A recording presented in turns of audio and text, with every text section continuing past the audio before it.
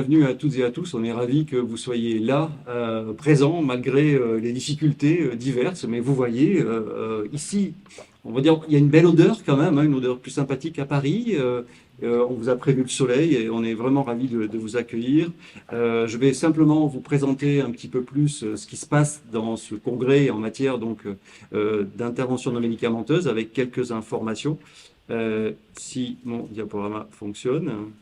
Voilà, donc un enjeu très très important, une révolution qui est en train de s'opérer aujourd'hui, c'est le numérique santé. Le numérique, les solutions numériques sont en train de révolutionner la façon dont on va pouvoir proposer des offres de santé et vous connaissez tous les investissements qui sont liés à cette thématique. Et la deuxième révolution importante de ce, on va dire, centenaire, voire millénaire, c'est tout ce qui va être de l'ordre de la prévention.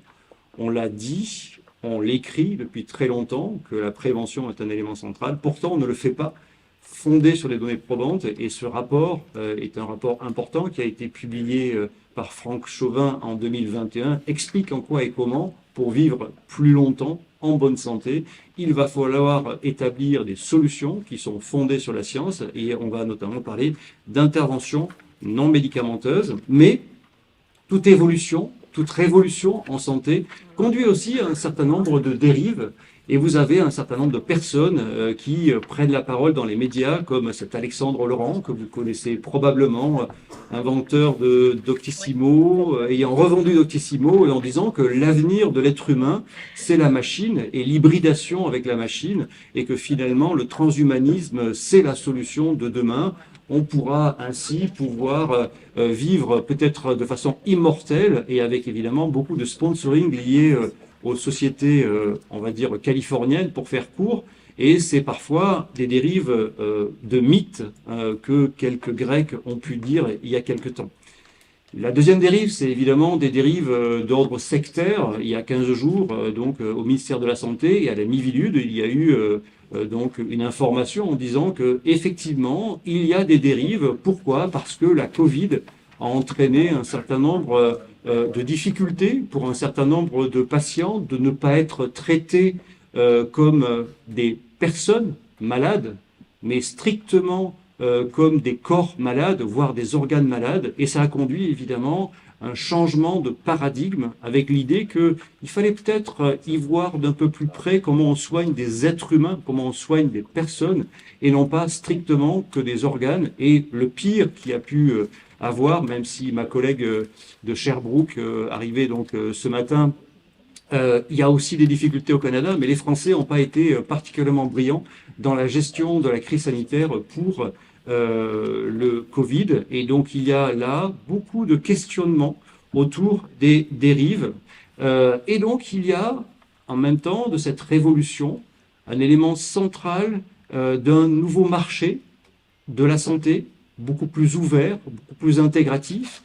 Pour l'instant, la nutrition était vue de façon séparée aux questions autour de l'activité physique, aux méthodes de kinésithérapie, aux thérapies manuelles, aux cures thermales, aux solutions numériques santé, à tout ce qui va être de l'ordre des psychothérapies. Et finalement, tout ce secteur-là, si on l'agrège, un papier a montré que ce marché représente plus que la fabrication dans le monde. Or, pour l'instant, Airbus a beaucoup plus de soutien financier que ce marché, qui représente un marché d'avenir avec de nouveaux métiers qui sont à l'interface entre le sanitaire, la prévention et le social, et il augmente de façon importante. Et Michel Noguès, ici présent, et donc vous l'avez entendu juste avant, a commis ce livre l'année dernière pour dire à quel point il y a un changement radical. La médecine avait été pensée au siècle dernier en analysant une maladie simple et en pensant un traitement unique. Et aujourd'hui, la révolution, c'est que les maladies deviennent complexes. Le diabète, le cancer ou les cancers, toutes les maladies chroniques finalement sont des maladies complexes et nécessitent des solutions multiples, dont les interventions non médicamenteuses. Et donc il y a une place à prendre dans cette médecine de demain préventive, participative, personnalisée et prédictive. Donc tournée dans une philosophie de santé globale. Donc merci Monsieur Desjardins de nous accueillir dans ce lieu. C'est peut-être symbolique de faire un congrès dans ce lieu et pas dans une salle de congrès classique, mais je pense que on a effectivement à innover, et y compris dans la manière dont on organise un congrès. Alors l'enjeu de cette société savante, à la suite d'une plateforme qui avait été créée à Montpellier par les universités de Montpellier, la plateforme CEPS, finalement, on s'est rendu compte qu'il y a un seul modèle de validation scientifique des médicaments, un seul, que vous connaissez, hein, les phases 0, 1, 2, 3, 4. En revanche, lorsqu'on s'intéresse aux interventions non médicamenteuses, eh bien, il y a dans la littérature scientifique 46 propositions de modèles, donc 46 façons de pouvoir valider une intervention non médicamenteuse. Donc cette hétérogénéité conduit évidemment à des difficultés, notamment pour les juristes, pour les administratifs, pour les mutuelles, pour l'assurance maladie, de les intégrer, de les reconnaître, parce qu'on va confondre une approche, on va confondre une technique, on va confondre un produit, et tout l'enjeu, c'est de pouvoir travailler à la constitution d'un modèle unique d'évaluation, et on va en parler cet après-midi. Alors, le mot intervention non médicamenteuse, vous allez le trouver très moche, et il est clair qu'il est négatif. Il est tourné sur le médicament alors qu'on ne parle pas de médicament. Il a l'air un peu alternatif, c'est pas tout le cas. En fait, les scientifiques utilisent ce mot depuis 1975, vous voyez, on a une première publication au Lancet en 99. On a travaillé sur l'algologie, donc les traitements de la douleur, sur l'addictologie, mais on voit qu'aujourd'hui, il y a une recrudescence absolument incroyable d'études publiées dans cette banque de données qui s'appelle PubMed et sur lequel vous voyez finalement la recherche a démarré juste en ce début de siècle et on a beaucoup à faire. Donc merci de venir dans ce congrès scientifique justement pour montrer à quel point la communauté s'organise. Alors, une intervention non médicamenteuse, on a passé beaucoup de temps à vouloir définir ce qu'est une intervention de médicamenteuse, donc une dizaine d'années. Et on arrive aujourd'hui avec la société savante à cette définition. Une méthode de santé référencée, efficace, non invasive, personnalisée et encadrée par un professionnel qualifié. En résumé, le premier mot, c'est une méthode. Une méthode n'est pas une technique, donc strictement qu'une technique, ou un produit, mais bien une méthode avec une théorie sous-jacente. Et ce n'est pas une approche, ce n'est pas une philosophie, ce n'est pas un mode de vie, c'est véritablement quelque chose qui va être protocolisé. Une intervention non médicamenteuse de santé, et la santé, c'est évidemment à la fois de la prévention, c'est à la fois du soin et potentiellement des actions à visée de guérison. C'est une pratique qui est codifiée, qu'on va pouvoir intégrer dans un référentiel. C'est une pratique qui est évidemment non invasive, donc il ne s'agit pas de chirurgie, il ne s'agit pas non plus de dispositif médical implanté. C'est une pratique qui va être intégrée à une offre territoriale de santé, une CPTS, ou donc une organisation comme un établissement de santé ou un réseau potentiellement. Et donc tout ce travail-là se fait par la formation non seulement initiale, mais également de la formation spécifique aux interventions. Et autant en France, on est bon dans la formation initiale, autant dans la maîtrise de ces méthodes, on a beaucoup de choses à faire. Donc, une intervention non médicamenteuse n'est pas un produit ou un service socioculturel, ce n'est pas Netflix, hein, ce n'est pas aller au cinéma, on en entend parfois dans la littérature, on dit vous pouvez aller au musée et ça va vous faire du bien, bien sûr que ça fait du bien, mais ce n'est pas une intervention non médicamenteuse, ce n'est pas non plus un aménagement architectural, bien sûr que ça peut potentialiser une intervention non médicamenteuse, mais repeindre les murs d'un EHPAD en vert, ce n'est pas une intervention non médicamenteuse. Ce n'est pas non plus une campagne de promotion de la santé. Dire bougez plus, c'est toujours intéressant, mais dans la réalité des changements de comportement, on voit qu'il y a des limites, et je pourrais comme ça le décliner. Donc vous voyez, notre périmètre d'intervention non médicamenteuse, il est très large, donc il concerne les art-thérapies, les psychothérapies, l'hypnothérapie, les pratiques psychocorporelles, les thérapies assistées par l'animal, les programmes d'éducation pour la santé, si on s'intéresse aux interventions psychosociales. Vous avez également des programmes d'activité physique adaptée, des physiothérapies, de l'orthithérapie, la thérapie manuelle, les techniques de poncture, et les cures thermales, si on s'intéresse aux pratiques qui sont corporelles. Vous avez sur le plan nutritionnel les régimes, les préparations nutraceutiques. Vous avez sur les thérapies numériques et les thérapies digitales, et ensuite sur le plan des préparations, donc la phytothérapie, ou les phytothérapies, les aromathérapies et les mycothérapies. Bref, tout ça pour dire que on constitue, et pour l'instant, on travaille surtout en silo, et on a besoin de travailler en communauté, parce que potentiellement, encore une fois, prévenir des maladies complexes, c'est utiliser des solutions multiples et donc les associer pour avoir des bénéfices. Et dans un centre comme le handball, bien sûr qu'il faut la préparation physique, mais si on ne pense pas l'alimentation et la diététique associée, on n'a pas des résultats qui sont très performants. Et Montpellier, quand même, c'est régulièrement champion de France ou d'Europe.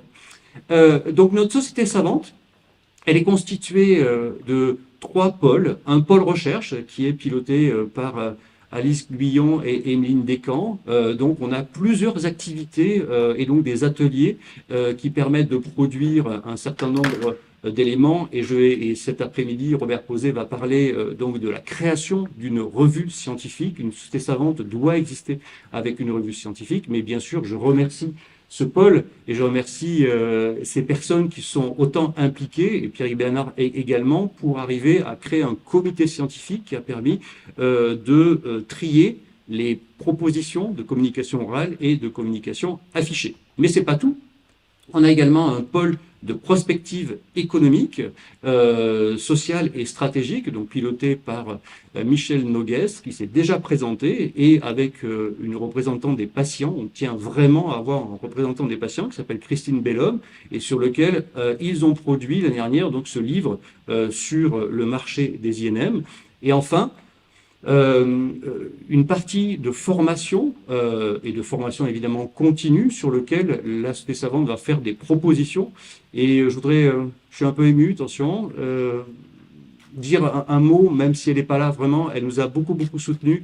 Elle s'appelle Aline Herbinet, elle co-dirige ce pôle avec Pierre Bernard. Elle est, on va dire, pas mal malade. Elle lutte contre une maladie difficile, mais elle tient à être là, donc je lui témoigne à la fois tout mon amitié, et je pense que voilà, elle a beaucoup œuvré pour qu'on soit ici réunis, et je pense que voilà, il y a beaucoup de choses que je pourrais dire sur elle tellement elle est remarquable. Donc les interventions non médicamenteuses, je vais faire court. Voilà ce qu'on fait, et voilà ce qu'on va faire dans les 10 ans qui viennent. La première chose, c'est de travailler sur un modèle standardisé d'évaluation des interventions non médicamenteuses et de le proposer. Et ça a avancé de façon incroyable. Certains d'entre vous ont contribué, je vois Didier ici présent, mais d'autres, beaucoup ont contribué à construire ce modèle. Parfois, on a l'impression que c'est aux chercheurs à proposer un modèle d'évaluation et le faire seul et dire comment il faut le faire. Je vois Patricia d'Argent-Molina de la même façon. Ben non, on a co-construit avec 309 personnes un modèle qu'on voudrait donc développer et déployer pour la France, et qu'on va ensuite déployer au niveau européen. C'est juste peut-être pas très clair ce que je dis, mais il y a 60 ans, dans le médicament, ils se sont mis d'accord sur un seul modèle de validation. Et donc l'enjeu, c'est véritablement d'avoir un seul modèle de validation pour les interventions non médicamenteuses. Donc, ce qui veut dire derrière de la traçabilité, ça veut dire derrière potentiellement des remboursements, et en tout cas une information plus claire pour les patients de ce qui est bien, de ce qui n'est pas bien, une information plus claire pour les praticiens de quel est le programme qui peut être le plus efficace.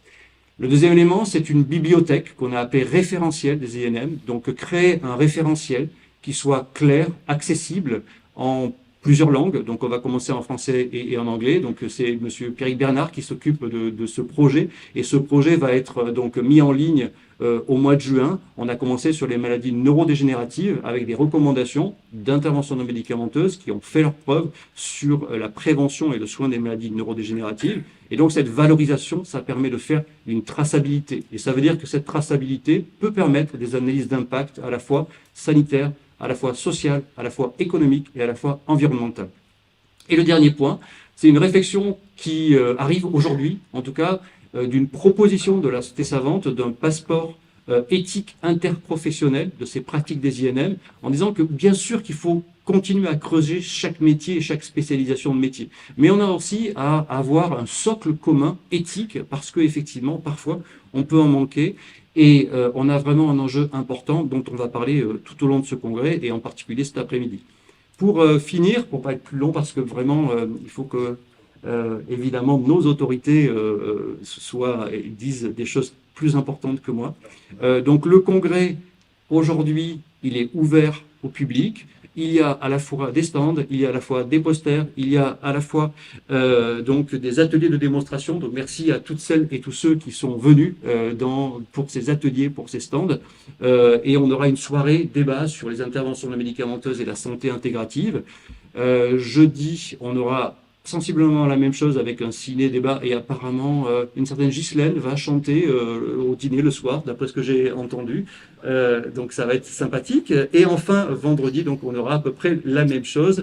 Voilà. Donc